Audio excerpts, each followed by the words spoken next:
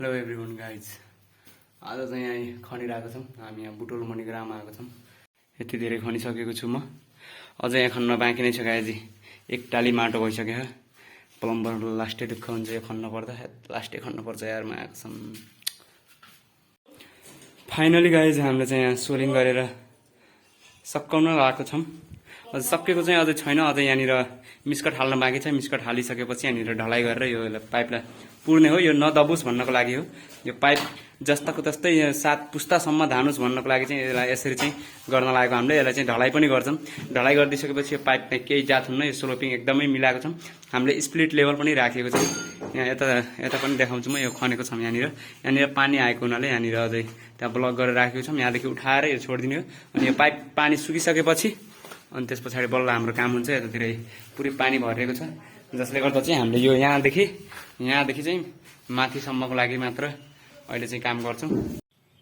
ल गाइज, आज यहाँ हाम्रो 2 दिन भइसक्यो।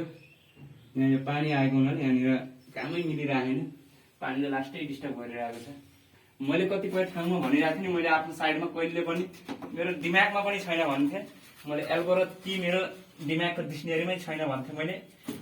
मैले यहाँनिर हालेको छैन। यहाँ देख्न सक्नुहुन्छ मैले जति पनि युज गरेको छु सबै यहाँनिर के छ 45 र वाइ मात्र हो। अरू वाइ बाहेक अरू मैले कुनै पनि चिज त्यस्तै हालेको छैन।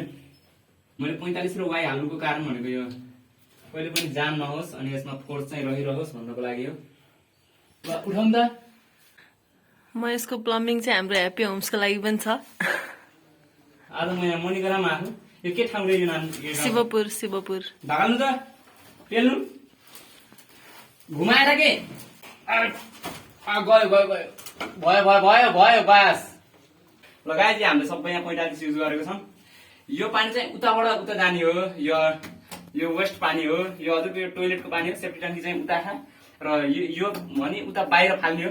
त्यही भएर यो अलि उल्टो डाइरेक्सन देखेको छ। पानीले गरेर दिमाग खराब गरिरहेछ। एक त यहाँ कामै गर्न मिलिरहेन।